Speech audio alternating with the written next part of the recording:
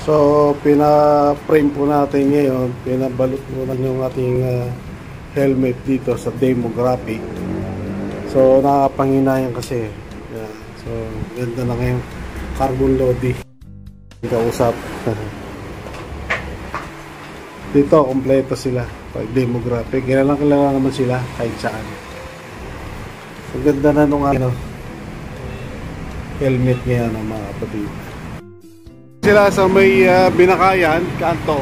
So kilala naman sila rito kahit sa dami na nagpapagawa ng mga sakyan sa kanila.